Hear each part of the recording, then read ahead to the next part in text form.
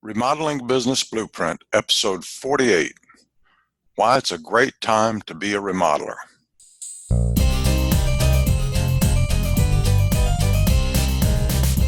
Welcome to another episode of the Remodeling Business Blueprint Podcast, the podcast for remodeling and trade contractors.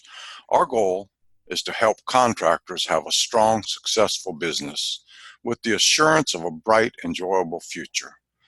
And if you want to grow your construction business, just keep listening. If you want to grow your business even faster, visit scientificremodelingsystem.com and become a premium member. My name is Randall Souls, and I'm here with my partner, David Hawke. How's it going, David? They're very, very well. Can't complain. That's awesome.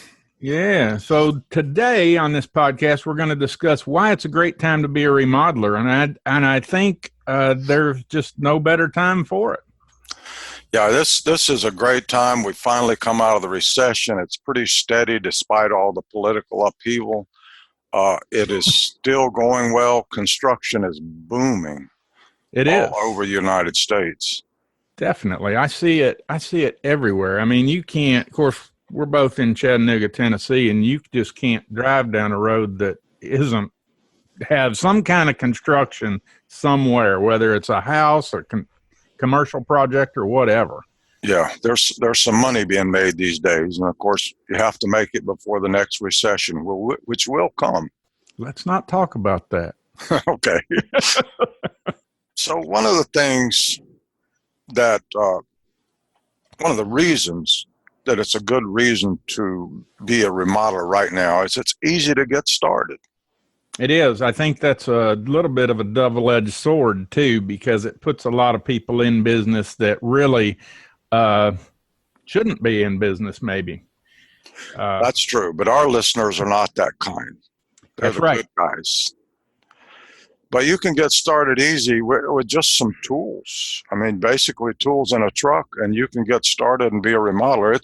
It's one of the lowest overhead businesses you can start up because you don't need an office.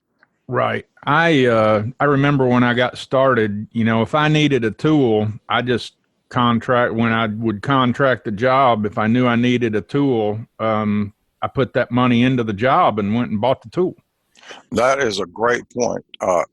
And I think that's important. Every job you might think about investing in a new tool that can make you more efficient. Yeah. I remember we hit a big job, a $500,000 job, and I tooled up that Christmas. That's fun, isn't it? I love it. Best Christmas ever. Yeah, even though I don't remodel, I still love my tools, and Kim gets aggravated with me about it sometimes, but I still like them. Yeah, they're your friends.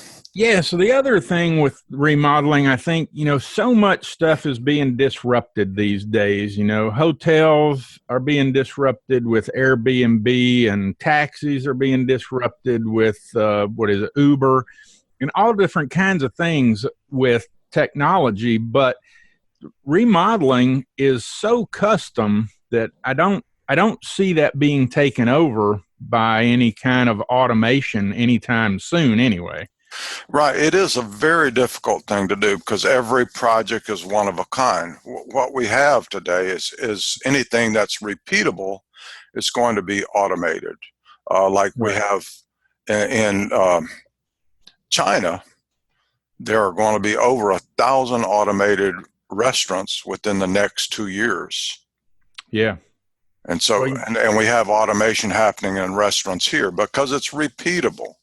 Right. But remodeling, when you go in and there is no house that's the same. No, there's not. And it really takes knowledge and know-how to turn those jobs out right. And the next thing about remodeling is the margins are good. You can get your cash flow going if you know how to price jobs and how to perform them. Mm-hmm.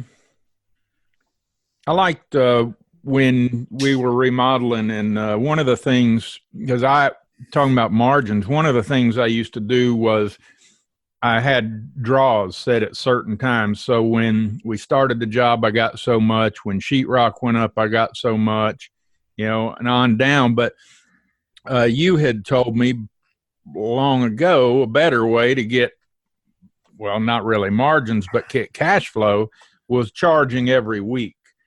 Yeah, we're going to go over that. I don't want to give that whole thing away, but that is the most awesome system I used for 25 years, and you stay in the black. Yeah, I probably used that, the last, I don't know, 6 or 7 years I was in business, and it worked great. So definitely. Yeah. And for you premium members, you'll see that in lesson number 8. And we're going to talk about. You're talking about premium members of scientificremodelingSystem.com. In lesson 8, we discuss how to charge people, how to keep your cash flow current, and how to do job costing. Cool. Well, let's talk about a few of the stats, Randall, because like you said, some things are looking really good. And I know there's estimated home improvement sales of the U.S. for 2019 is predicted to be $409.2 billion. That was with a B, billion U.S. dollars. Yeah, that's Statista.com said that. It varies quite a bit from what Remodeling Magazine said. They said that remodeling sales will rise to $341 billion by March 2019 in the U.S. Now that's a 7.2 increase over 12 months, and if this prediction holds, the first quarter of next year will mark the 10th straight quarter where the annual increase has been 6%. So we are growing at a very steady pace. That's great. And either one of those numbers is good. I mean, 341 billion, 409 billion.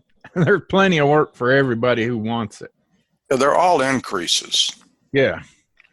So the unemployment in Germany, the United Kingdom, and the USA has been decreasing over the last 8 years. So that's good. That's really good news. And I was surprised when I looked up that statistic that in all of those countries, it's been decreasing at a very steady linear fashion. I mean, that's always a sign that there's money. When there's work, there's money. So that's great.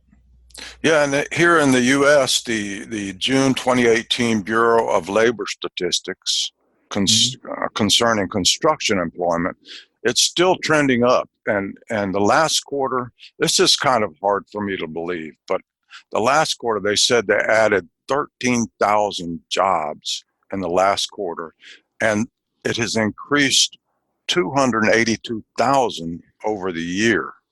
Now that seems like a lot if it was only that amount of people that were in construction. But they're saying that 282,000 over the last 12 months is the increase. Wow, that is incredible. So the opportunity is just huge, whether you're just thinking about getting in remodeling or whether you're a seasoned remodeler. I mean, the opportunities I don't know that they've ever been better. Right. And the one thing that really makes things a lot better, and we've had a difficult time sometimes as remodelers. We're kind of hands-on and a lot of times not so techy, but technology can really make jobs easier and a lot more efficient than ever. And more than that, take some workload off of you, the remodeler. So, yeah, technology is my baby. I love technology way too much. I spend way too much money on it. And it is fascinating where it's going. I'll just go back a little bit in this podcast and talk about automation.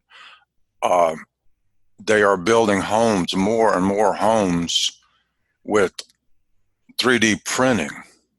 Right. Where they're actually putting a machine in there and it's printing all the walls. I've put some videos out on that. It's just fascinating to see. It will happen someday, but it should not threaten remodelers. No, I could see a whole house being built by 3D, but I can't imagine somebody remodeling. No. Somebody might think of something someday that'll do it, but way beyond me. So, David, what kind of things in technology can people look at? I know there's way too much to discuss in this podcast, but what kind of things can we briefly go over? I mean, if you're doing, if you've got employees who are doing time cards, T-sheets, we've got a podcast. I can't remember the number of the podcast, but we actually talked with T-sheets on the show. So people can check that out. And then teamwork, I'm a fan of teamwork. It's Teamwork Project Manager. And it is basically a blank slate. This is not for construction. It's for anybody that wants to manage a project. I like it because you can collaborate so easily. You can send out work orders, purchase orders to all your vendors and trades, get responses back, make tasks for people, track where a job is, schedule a job, write Gantt charts.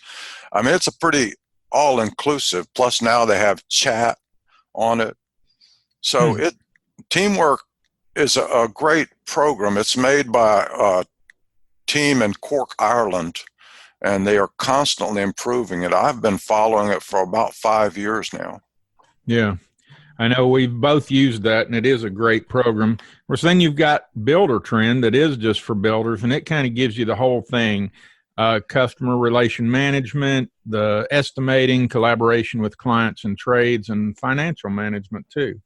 That is a big, big program. I would not suggest starting out with this, and it's expensive. But if you're making money and you want to manage everything, then you can use Builder Trend.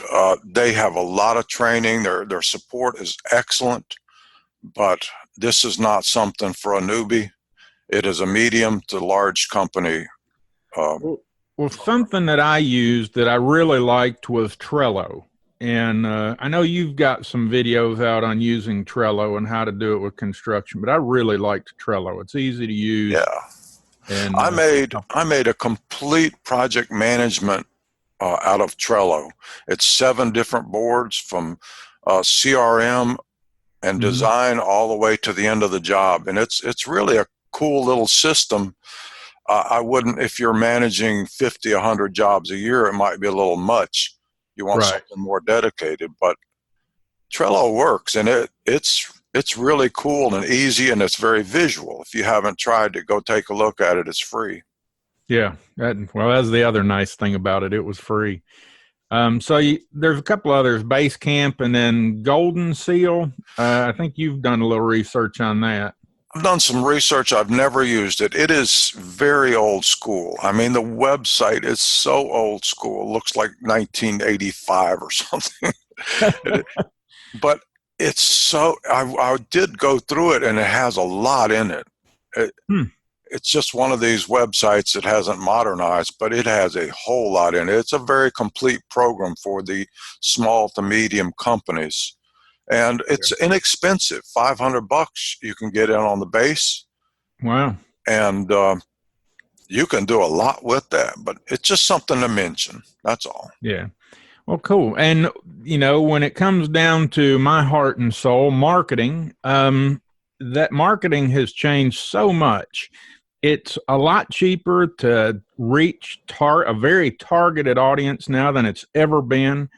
I mean, TV was the behemoth for years, and TV was pretty expensive. I know I never bought it. I did buy into radio, and that about killed me. But I mean, it can work. It's so much cheaper now. It's just crazy with the different social networks and things like that, and they've got some really powerful things. So, well, David, I know marketing is what you do, and so tell us very briefly, because we're going to go over this in other podcasts a lot. Tell us very briefly 2 or 3 ways that are really good ways to market nowadays. The biggest thing right now that technology has changed is the ability to retarget somebody who has an interaction with you. So if you put a video out, now you can actually see whoever's watched that video, watched a little bit of it, and you can retarget that person with an ad. If somebody just lands on your website, say they land on a bathroom remodeling page on your website, Facebook will actually tell you who that person is and allow you to send another ad to them about bathroom remodeling. So, they say it takes 8-12 touches before somebody's ready to do business with you. And with technology, you can really speed that up a lot nowadays, and very inexpensive. Yeah, that is a really cool way. And I've seen you do this. You can just get down to really granular who you're talking about. You can target people. Say you're doing outdoor kitchens. You can say, who are the people who buy a lot of meat? Who are the people who grill out? It's incredible what Facebook knows about people. But I think an important thing to mention here is you're not going to receive the email addresses of those people. No, they don't actually tell you who they are, but they allow you to create audiences. So you can create what's called an audience of everybody who landed on your bathroom remodeling page or your kitchen remodeling page. And then you can send out customized messaging just to them. So it gets, and I'm talking like pennies for a video view or something. It's 10 cents maybe to get somebody to watch a little bit of your video, and it's just amazing what you can do nowadays. And what about Google ads? I know everybody's heard of that, but is that something they should use or something they should stay away from?